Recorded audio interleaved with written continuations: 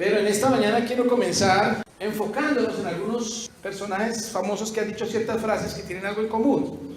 Empecemos aquí por muy conocido, Mahatma Gandhi, quien dijo: entre las cualidades más esenciales del ser humano está la confianza en uno mismo y crear confianza en los demás. Amén. Eso fue Mahatma Gandhi, eso es inspirado por Dios. Frases como esta son fundamento de una filosofía actual que nos conduce, nos anima a creer en nosotros mismos. Hoy en día escuchamos muchas, leemos muchas. Los que ven, reciben mensajes de actitud positiva, de prosperidad, de autoconfianza, pues reciben frases como estas. O esta otra: la confianza en sí mismo es el primer secreto del éxito. Amén. La búsqueda del ser humano es el éxito, incluso la iglesia busca la prosperidad. Entonces, la idea es confiar en uno mismo. La confianza en sí mismo es el secreto del éxito. No sé quién será Ralph Waldo Emerson, ¿lo conocen? Bueno, yo tampoco, así los presento. O esta otra, este sí lo conocen, ¿cierto? Charles Chaplin. Sin la absoluta confianza en sí mismo, uno está destinado al fracaso. Confianza en sí mismo. Sin ella, uno está destinado al fracaso, dice Charles Chaplin. Noten que hay un sentido común allí, y la invitación es a confiar en uno mismo. ¿Qué hacemos con estas frases? Ustedes dejaron de decir amén. Entonces, más bien que las tachamos, las quemamos. La idea no es satanizar estas frases y decir eso es del diablo o algo por el estilo, o echarles a la mano. No, de pronto encierran algo, pero yo quiero que miremos otros personajes también conocidos del Antiguo Testamento, y voy a compartirles un pedacito de la historia de cada uno para que recordemos lo que ellos fueron o hicieron, y de pronto nos imaginemos, de acuerdo a la historia de ellos, ¿qué dirían ellos de estas frases? Aquí está el primero. Y le dijo: Sansón, los filisteos sobre ti. ¿Sí se acuerdan de la historia o no? ¿Quién dijo? Dalí. Sansón, los filisteos sobre ti. Y luego que despertó él de su sueño, se dijo a sí mismo: esta vez saldré como las otras y me escaparé. Pero él no sabía que Jehová ya se había apartado de él. Mas los filisteos le echaron mano y le sacaron los ojos. Y le llevaron a Gaza y le ataron con cadenas para que moliese en la cárcel. ¿Recuerdan toda la historia? ¿Por qué dijo Sansón: esta vez saldré como las otras y me escaparé? ¿En qué se basaba él para tanta confianza en sí mismo? La fuerza que tenía, porque tenía experiencia y ya había comprobado que podía confiar en sí mismo. Confiaba en la experiencia anterior, en que ya lo había logrado todo, porque confiaba en sí mismo. Se fue a intentar levantar y resulta que no tenía fuerzas, ni cabello. Y entonces le sacaron los ojos, e incluso después de eso ustedes saben que él recuperó la fuerza y todo eso, pero ya ciego, terminó suicidándose y llevándose consigo una cantidad de filisteos. Así que es una historia de confianza en sí mismo. Pero yo me pregunto, si Sansón estuviera acá y leyera estas frases que hablan de lo importante que es confiar en sí mismo para tener el éxito, ¿qué diría Sansón? Tal vez levantaría la mano y estaría de acuerdo con estas frases. Yo creo que no. Yo creo que esta historia de Sansón nos comprueba, o podríamos titularla de esta manera: quedó ciego por confiar en sí mismo. La experiencia de Sansón le tiene que llevar a la conclusión de que confiar en sí mismo, en su experiencia, no fue tan efectivo. Le llevó a perder sus ojos. incluso la vida después. Todo por esa confianza que él tenía. Y hablamos de unas experiencias, pero antes de eso él logró muchas victorias. Mató filisteos, mató hasta bestias, leones. Supremamente fuerte. Una fuerza que le llevó a tener absoluta, como dice Charlie Chaplin, absoluta confianza en sí mismo. No tendría por qué haber fracasado Sansón, pero fracasó. Claro, ustedes estarán pensando por allá en el fondo, no, pero es que Dios tenía un plan, que eso, lo otro. Sí, Dios no fracasó, Dios tenía un plan, murieron muchos filisteos y toda la promesa de Dios se cumplió, pero en su vida personal, Sansón fue un fracaso. Otro personaje que les quiero recordar. Y consultó Saúl a Jehová. ¿Recuerdan a Saúl? Pero Jehová no le respondió ni por sueños, ni por Urim, ni por profetas. Entonces Saúl dijo a sus criados, buscadme una mujer que tenga espíritu de adivinación. Yo no sé por qué dijo una mujer que tenga espíritu de adivinación si todas las mujeres son adivinas. Ahora no pescaré en todas las mujeres. Pero bueno, él estaba hablando de una espiritista. De una espiritista. Entonces, dice para que yo vaya a ella y por medio de ella pregunte. Y sus criados le respondieron, he aquí hay una mujer en Endor que tiene espíritu de adivinación, era espiritista. Dice que Saúl consultó a Jehová, ¿por qué? ¿Recuerdan por qué estaba consultando Saúl a Jehová? ¿De qué lo consultaba? Para una batalla, ¿no? Ajá, una batalla que estaba pasando. Además ya no tenía, se sentía como perdido porque no tenía a Samuel. ¿No tenía qué? A Samuel, era el profeta. Ah, ok, Samuel ya no estaba, el profeta. Pero el caso es que Saúl, como rey de Israel, había ganado muchas batallas, había vencido en muchas batallas. Pero ese día se levantó y vio a los filisteos agrupándose y preparándose para la batalla, y los vio tan numerosos que sintió pavor, sintió miedo. ¿Qué vamos a hacer? Hasta le pegó el miedo al pueblo. Entonces Saúl fue a buscar a Dios para ver qué hacía, y Dios no le respondió. Ya sabemos por qué también. El caso fue que ni por sueños, ni por profetas, por ningún método le respondió Dios. Y entonces Saúl dijo, tengo mi método, voy a ir donde una espiritista. No obstante que Saúl había supuestamente erradicado de todo el Israel, había erradicado a las hechiceras, a los brujos, a los encantadores, a todos los que practicaban el ocultismo, habían sido erradicados. Pero el día que necesitó una, supieron dónde encontrarla. Sí, o sea que se sabía dónde estaba. El pueblo había seguido como yendo. Sí, no costó mucho trabajo la investigación, le dijeron dónde estaba. Ese era el método de Saúl. ¿Y a quién pidió que saliera? A Samuel. El espíritu de Samuel. Invocaron el espíritu de Samuel. ¿Y el espíritu de Samuel salió? Sí, salió. Y le pegó su vaciada a Saúl. Le dijo ahí sí literalmente le dijo de que se iba a morir. Literalmente. Se lo dijo así: dentro de pocos días tú estarás aquí conmigo. Imagínate que un espíritu le diga a uno, ya casi vas a estar aquí conmigo. Eso se lo dijo a Saúl. Y Saúl, a raíz de este episodio y otros más que añadió a su vida, él perdió su reinado.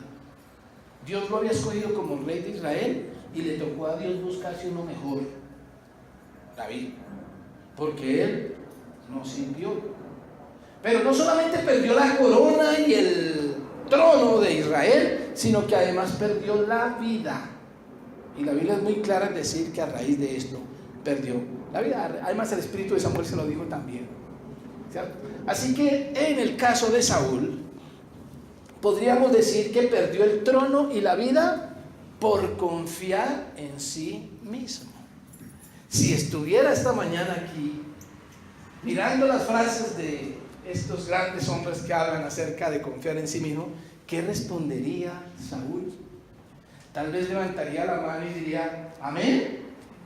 O diría, pues a mí no me funcionó. Yo confié en mí mismo, en mis propios métodos, y eso me hizo perder el trono y perder la vida. Así que no creo que apoye mucho esas frases de positivismo. Otro más. Y sucedió un día al caer la tarde que se levantó. ¿Se acuerdan lo que había dicho Dios con Saúl? Cuando le quitó el trono, me voy a conseguir uno mejor, uno conforme al corazón de Dios. ¿Y a quién consiguió? A David. Entonces aquí está David, el que era mejor que Saúl. Y dice que un día al caer la tarde se levantó de su lecho y se paseaba por el terrado de la casa real y vio desde el terrado a una mujer que se estaba bañando, la cual era muy hermosa. Envió David a preguntar por aquella mujer y le dijeron: aquella es Betsabé, hija de Eliam, mujer de Urías Heteo. Y ustedes saben la historia también, no necesito recordarla toda. Él resultó trayéndola a su casa, la sedujo, se acostó con ella y ella quedó embarazada, quiso engañar al marido, finalmente termina matando o mandando matar al marido por quedarse con ella. Un hombre conforme al corazón de Dios. ¿Saben qué es lo interesante ahora sí para resolverles el problema que hay Libardo y Anita? Que la historia comienza diciendo que ese día todos los reyes se habían ido a la guerra. Pero David se quedó haciendo ocio. Sí, se quedó durmiendo. Sí, se quedó. Ya era tan poderoso que diría: mis soldados se encargan de la guerra, yo no necesito ir. Y se quedó haciendo ocio. Y fuera de eso, la insistencia de Anita es que estaba durmiendo. Es que no se puede imaginar cómo es que un hombre se levanta al caer la tarde. Se levantó, o sea, durmió todo el día.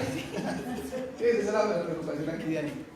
Durmió todo el día y se levantó al caer la tarde, y entonces vio a esta mujer y cayó en adulterio, asesinato, mentira, engaño, lo peor. Y ustedes recuerdan que el hijo que nació de esa relación abusiva murió como castigo por el pecado de David. Pero no fue el único pecado, el único castigo.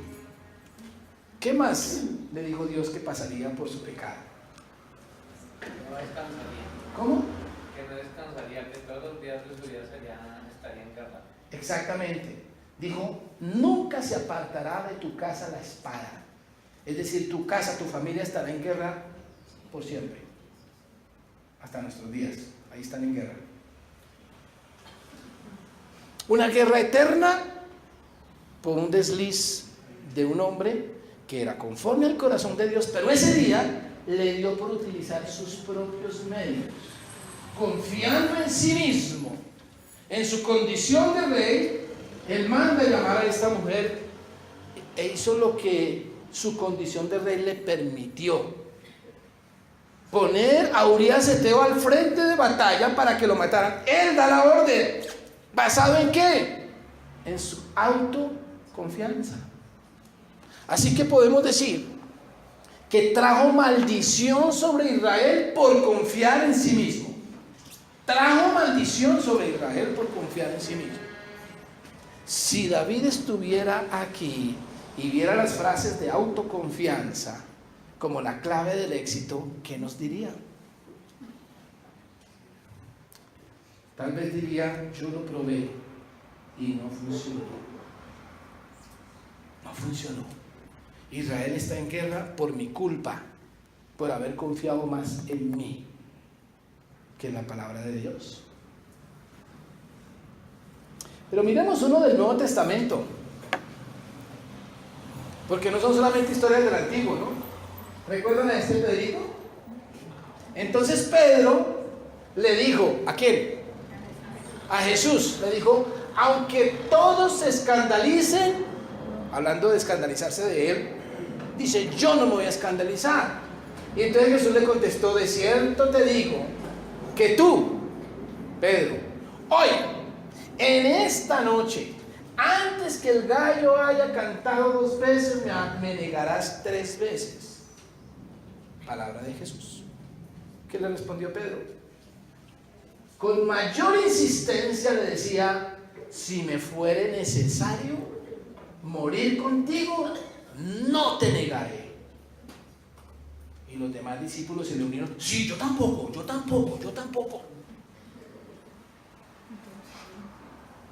Esa respuesta de Pedro, ¿cómo respondía a la pregunta, a la afirmación de Jesús: me vas a negar 3 veces esta noche? Con esa respuesta, ¿qué le estaba diciendo Pedro? Estás equivocado. Estás equivocado porque es que yo me conozco muy bien. Jamás haría algo como eso. ¿Cómo se te ocurre, Jesús? Yo por ti hago lo que sea. Jamás te negaría. No pasaron 24 horas. Jesús le dijo: hoy, por la nochecita. De hecho, le faltó que le dijera la hora exacta. Antes que el gallo cante, ¿cuántas veces? 2. O sea que el gallo cantó la primera vez y Pedro no lo escuchó. Cantó la segunda vez y ya lo había negado 3 veces. Pedro confiaba en sí mismo. ¿Y qué sucedió? Negó a Jesús por confiar en sí mismo. Si él estuviera aquí esta mañana leyendo las frases de autoconfianza como la clave del éxito, ¿qué diría Pedro? ¿Levantaría su mano y diría amén? O tal vez diría: yo lo probé y no funcionó. Terminé negando a Jesús, el que me dio la vida. Pero bueno, no todos la embarraron.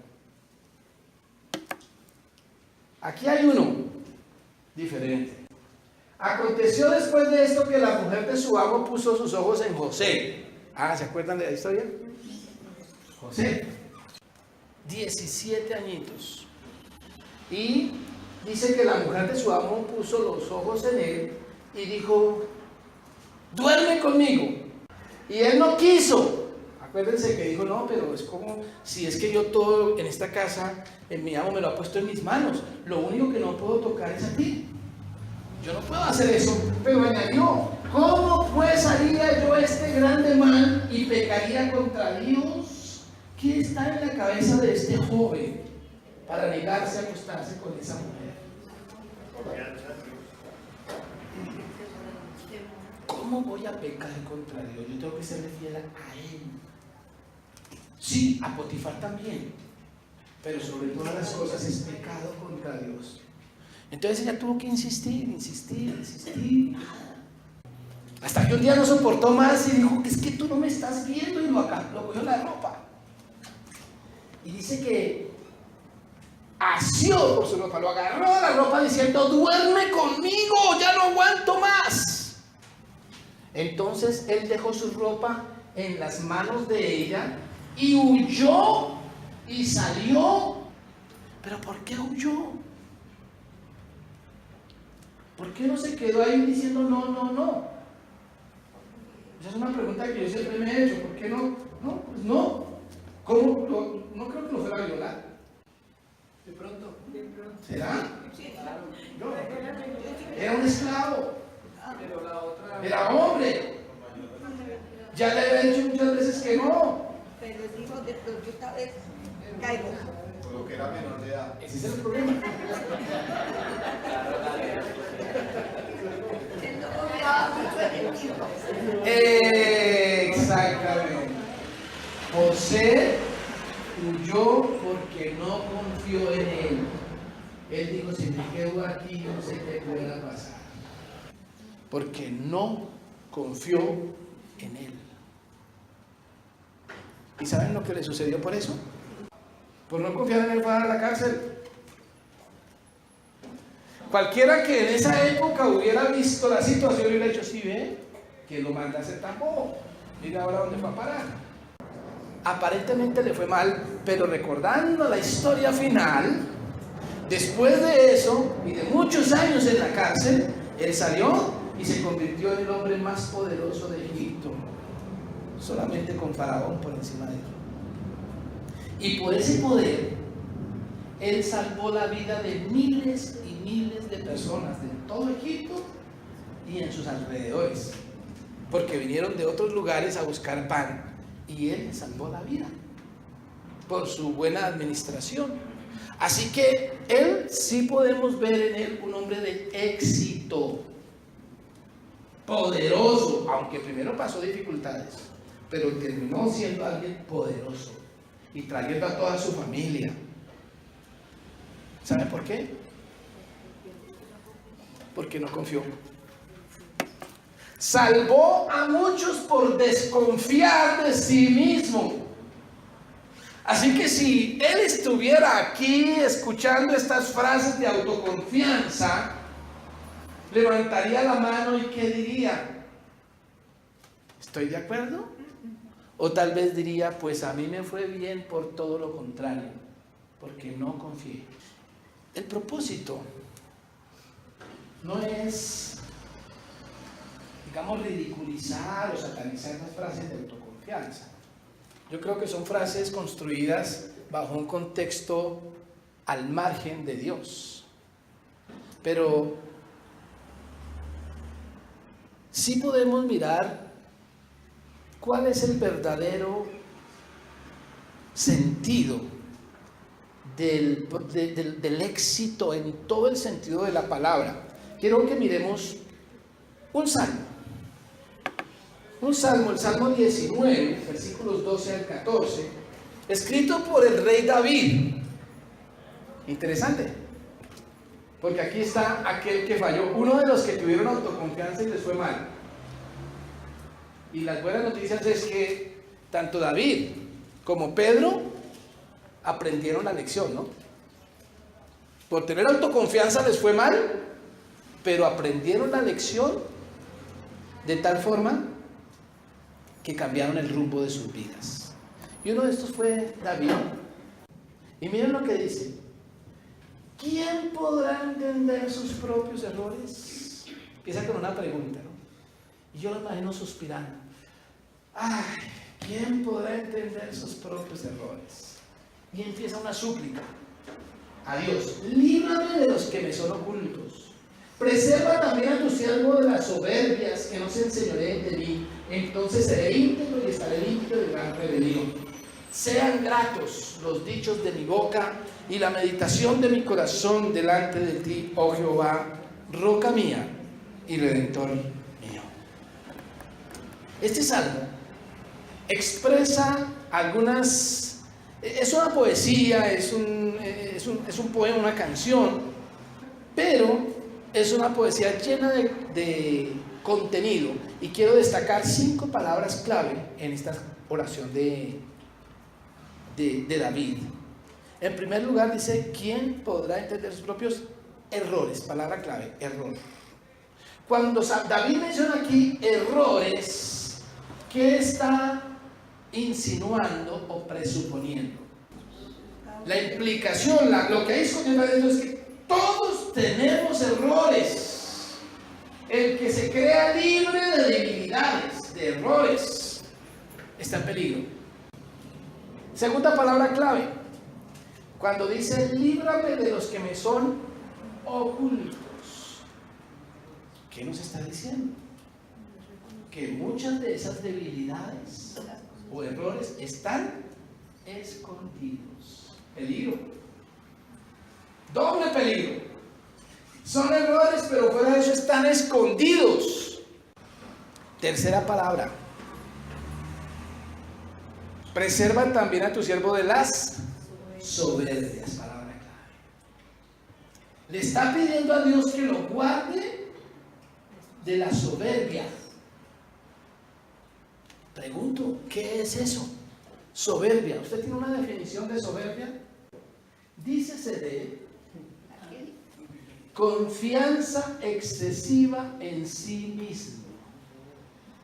Cuando uno confía demasiado en uno mismo, tiende a pasar por alto sus errores, a minimizarlos, a esconderlos, a dejarlo en lo oculto y pensar que nunca se equivoca. Eso es soberbia. Así que hay una lógica en lo que está diciendo el salmista aquí. Errores ocultos conducen a la soberbia. Señor, guárdame de ella, dice David. Además, recuerden, seguramente lo está diciendo por experiencia propia.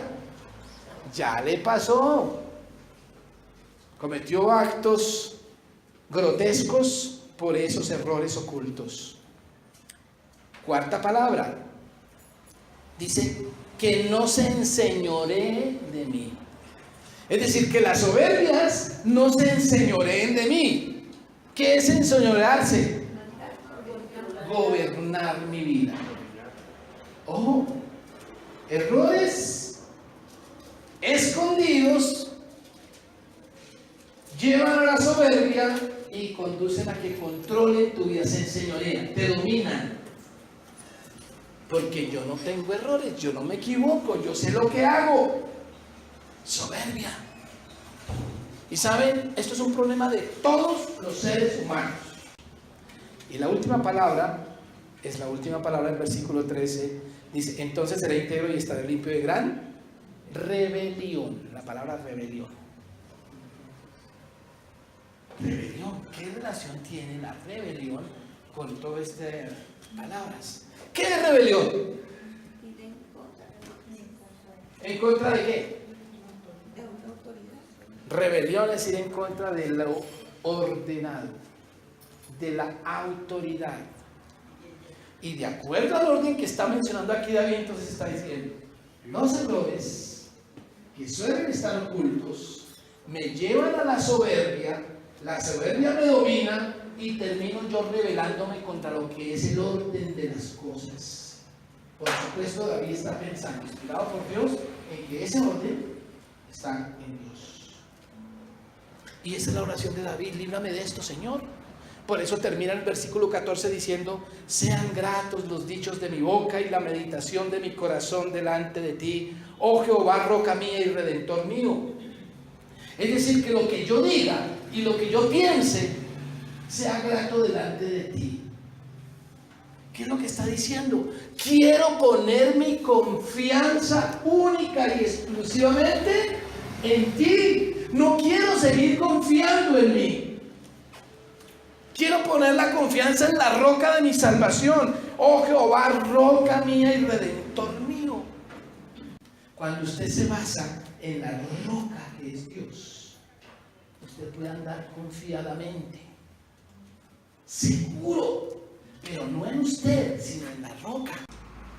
Roca mía y redentor mío.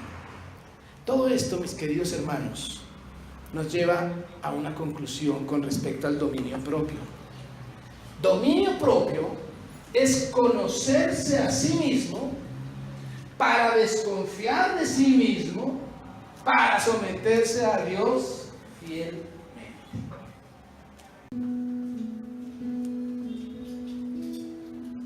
Conocerse a sí mismo, pero ese conocimiento, al ver yo mis vacíos y mis debilidades, la única conclusión es: no puedo confiar en mí. Y cuando yo me humillo y digo definitivamente no puedo confiar en mí, estoy listo para pararme sobre la roca. Mientras tanto voy a caminar creyendo que yo domino todo. Cuando yo me paro sobre la roca es porque digo yo no puedo. Y entonces vengo a someterme a Dios.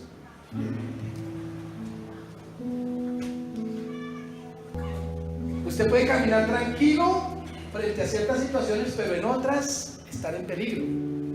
Por eso dice: ¿quién puede conocer sus propios errores? Dominio propio es conocerse y desconfiar y poner la confianza única y exclusivamente en Dios. Cierre sus ojos, por favor.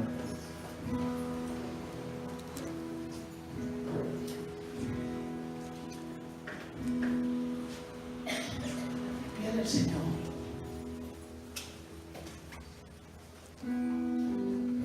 esa humildad y esa sensibilidad para poder mirar hacia adentro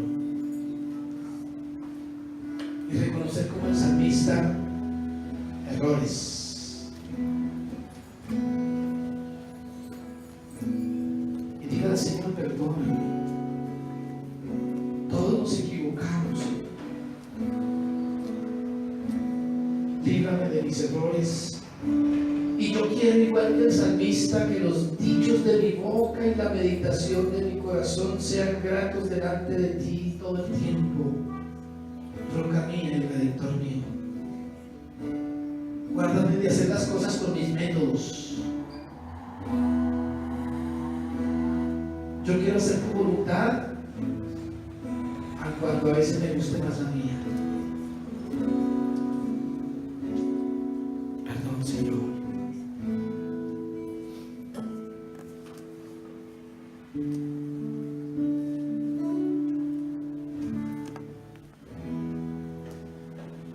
Dígale al Señor, yo quiero más de ti. Quiero más de ti. Sí, Señor, yo quiero más de ti. Porque no puedo confiar en mí. Y habitar en tu presencia. Yo quiero reducir, menguar, Para que crezcas tú. confiar en ti, Señor. Y cada día ser Quiero ser más como tú, Señor. como tú. Yo no quiero más de ti, dígale. Quiero más de ti. Sí, Señor. Que los dichos de mi boca Y habitar en y tu la meditación de mi corazón sean gratos delante de ti, Señor. Confiar menos en mí que crezcas tú. para confiar más en ti, Señor. Cada